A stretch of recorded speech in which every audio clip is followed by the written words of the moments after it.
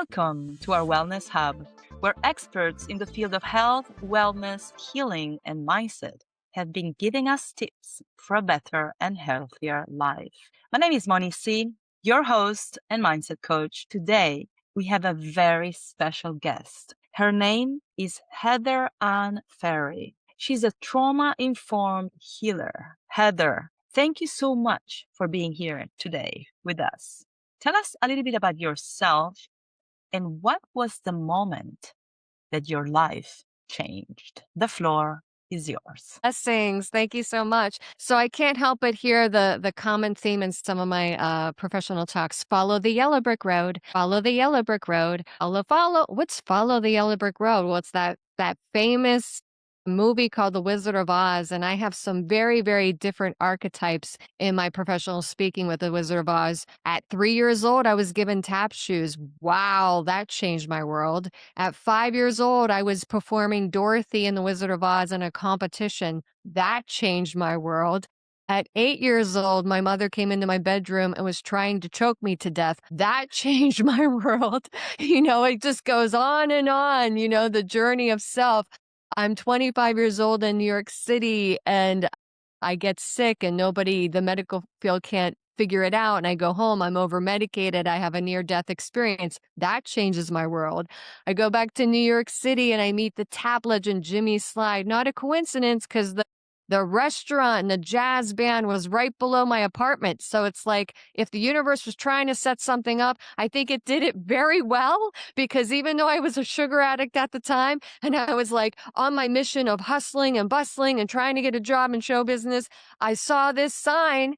You hear it in the healing. I saw a sign. It was actually a physical sign, and it had a picture of the tap legend Jimmy Slide, which actually activated my soul journey and which led me down that follow yellow brick road into ancestral healing, which isn't a quick fix. I wish it was. It's not a magic pill. Wish it was. I do drink some magic water, but at the same time, through that journey, I go through sicknesses. I go through losing my ability to walk. That's probably the most life-changing experience because I was a world record holder. Yeah, I turned 16 times on one foot, obsessed with it as a child. Can I escape the darkness upstairs? Can I escape? And so I became a master at the physical, at the mental, at the spiritual when I didn't even know what those words were because I was from like a blue-collar family. We didn't watch TV and they didn't talk about this stuff online. It was like we didn't even have computers back then. So go figure. You know what I mean? And now at 53 years old, I feel younger. I feel healthier. I feel vibrant. I'm a warrior. I've mastered lots of things, which can be really kind of like, whoa, how did she do that? Well, it all started at 3 years old with tap shoes. 3 years old. What an incredible story you have, Heather. And I want to ask you this question. Do you agree that many times the greater the trauma a person goes through, the greater the outer success they reach? Well, I'm not sure. I think it depends on how you define outer success. It depends on how you really frame that. I think when the television was invented, it was invented for a reason to televise programming, to start programming us. And I talk about that in my book, Transcending Victim to Goddess. My mom was obsessed with soap operas. That was her therapy. So she watched how people were interacting and she thought that was reality. And so she thought she could behave that way. Well, we live in a time where that's breaking down right now. We're breaking down the masks and we're breaking down the charades. So, having been in a lot of rooms with a lot of different tribes, I've seen how that leader mask has this I know things. I am the leader of this tribe. Follow me. And if you oppose it, or if you have too much pure hearted light as a healer, as an ancient healer, they're like, no, no, so we're really moving into a very, very interesting transition right now. As far as show business, I think a lot of people in the arts don't even know they're traumatized. I didn't know at first I was traumatized. I had brain damage. That's where I heal all these ancient sciences. I start to learn how to do PTSD brain protocol, childhood trauma brain protocol. These are things that actually structure and I start to shake out trauma. But I had the discipline in my late 30s and 40s to do that. If I hadn't done the performing arts and became a professional dancer, I might not have had the discipline to do that work. It's a calling. Once you're in trauma for so long, even if you're masked up and famous, doesn't mean you're happy, doesn't mean you actually feel free. People have handlers. You're hearing that all day long now on social media. This person handled that. That is a slavery. So I think we're moving into a time of actually healing slave and slave owner consciousness within energies that were never healed 100s, 1900s. This is ancestral healing work. And so I think we're going to move into a different platform soon with a new stage. And the people on stage, they're going to have a different frequency of light that has actually done the true healing work. And they're actually going to give you toolkits to actually do the same.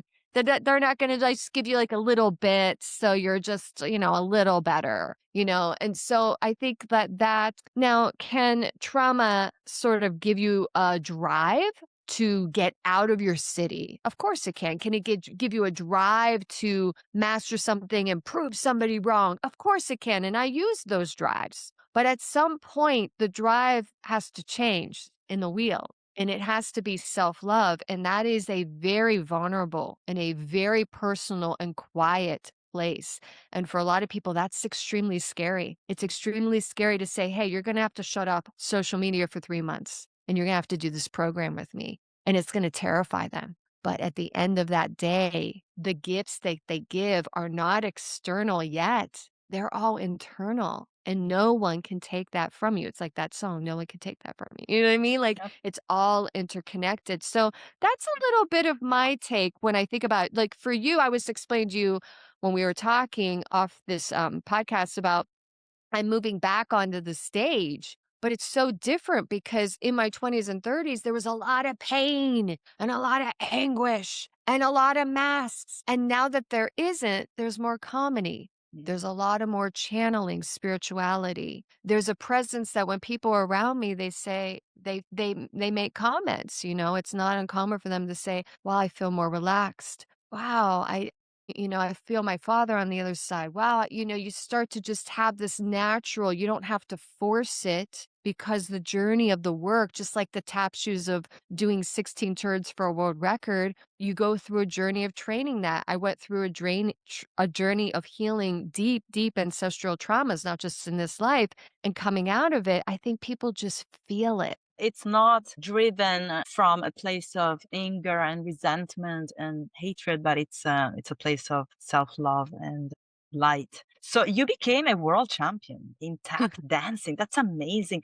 Now, do you think that you would have had the same drive if you didn't have a dark childhood? No. So there you have it. I mean, for Mhm. my story, no, because those tap shoes were my voice growing up. I wasn't allowed to speak. I was terrified. My mom was a bully. She was a psychopath. She was brilliant at disguising it to some degree with the family system. So a lot of times in the car, she's bullying me. She's speaking a certain way. She's putting me down. So those tap shoes were the safest place to go, and they were a tool from my past lives. So when I went shimmy slide, that was magical. He treated me very well, and he put me on his stage immediately. He didn't even know if I could do flat, flat, flat ball change. So talk about, he just knew something. There was a recognition of soul. And I think it was a safe place to be with the tap masters. Obviously when you think of black men, you think of slavery. Well, when people closed my eyes, eventually they thought I was a black man because of the sounds that I would make. So I was always interpreted as, oh, you tap dance like a black man. Well, back then, I got to be honest, that was really confusing for my identity with my childhood abuse, and then everybody seeing me at a different archetype when they close their eyes. I took it as a compliment because obviously these masters were the best in the world. And when you're compared to them, you're like, great. But at the same time, I was like, well, I still am, I'm he, you know what I mean? And so it was like breaking those barriers of gender and skin color and going into the soul of a person. And I think that's what my ancestral healing work does too. It shapes people because when they learn about my maternal bloodline and the trafficking and the slavery, and they see all of the shedding of the masks and anti-aging and getting younger and younger, they're like, Huh. Yeah, my next tool is through my journey in writing and healing. I channel Jimmy's slide from the other side among many other people. And at one point, as I'm healing ancestral, he says, we got to throw the tap shoes away. And he gives me a very location to do that. So it's very spiritual. And he's like, we need to heal thy voice. And now I'm writing music to sing songs. And, people have always complimented me in yoga workshops and meditation workshops. They're like, your voice is so calming. And this, I never knew that because all the time my family system and also the matrix of different tribes were trying to shut down my voice left and right. And I didn't know the barriers of that. Well, it was also my ancestral women. They never had a chance to have their voice spoken. And so every opportunity to be on a podcast like yours is a blessing to me, but it's also a blessing when the listener respects it. Like I'm getting so much positive feedback from audience members. And I just want to say, you're helping me heal more, even as a ancient healer. So it's this dual dance. It's quite remarkable. Now, I wanted to ask you something. When clients come to you and they drop all their stories, how do you stay grounded, light? How do you stay relaxed and positive? What do you do? Well, this is something that I like to coach a lot of healers on and people in the healing arts work. I feel like that's my shift right now is working more with them to upgrade them, give them a healing tool that maybe they didn't have for their self-care or another healing tool for their work. In the past, because of some of my programming, I was overworking. I was taking on too much. I was a sponge. This is not healthy. Trauma work should be the highest paying job, period. And I don't think people who work in trauma should work full time. They should work part time. And because they're going to need to take time to clean out, it doesn't matter how advanced you are and do self care work. The biggest thing with trauma work is for me at this point is I got to a point where I could say, you're not my client, unfortunately. I maybe refer you to this person. I need a very specific client that is really trained now that they're just going to do the work. And we're going to work through it. I'm not saying you're not going to have bad times. I'm not going to say you're going to cry for hours. I'm not going to say, but we're really doing the work. And you can feel that student. You know that student. And I have to tell you, some of my best clients were professional dancers or musicians just because they knew how to train something. I can't do the meditation work when I put a customized formula for you. And I say, you have to do this 3 times a week for 50 minutes and then we build up depending on how extreme chronically you are. If you have serious health issues, detoxing is the first thing I do now. I detox people's kitchens. I detox what they're drinking and eating. And that can be a whole psychology process because when you're traumatized or stressed out, or because of the education we have where there's mixed signals all day long in Western medicine and on social media site. Well, this site said this and this site said that and blah, blah, blah. And my thing is I come from experience of 18 years with doctors and scientists hiring me. So somebody just gave me a newspaper article in Pittsburgh. They're talking about forever chemicals, which I've been talking about for 7 years now. And now they want to spend all this millions of dollars in the universities to study it. I'm like, why don't you just buy the water systems that I work with and study how to heal? Yeah. Now, can you give our audience one advice on how to stay hopeful and positive and have a better present and future in their lives? Well, I would say, it's always interesting when you have that first session with somebody because you're experiencing what their world was. So there are a couple things of tips I would mention in the beginner or if you're out there. The first thing is if you're depressed or things are going wrong or something challenging happened, you got to figure out a way to sit in silence. You got to figure out a way. I have a free playlist of breath work on my YouTube channel. It's like a college course. It's free. There's no excuse. But you got to learn. If you learn from any master, even in like we call the secret societies, there are dark ones, there are highly advanced ones. They get trained in isolation and meditation and breath work. You have to have that. So that's like you have to begin that stage. And trust me, in the beginning, when I was learning breath work, I was a mess. I'm shaking all around and I'm like, just let me get out of here.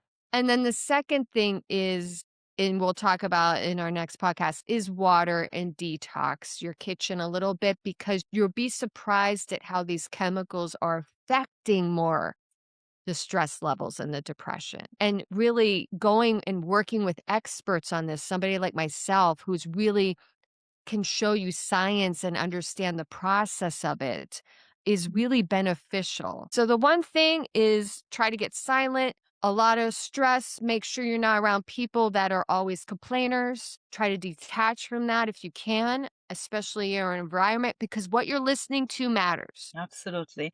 Well, Heather, time flew.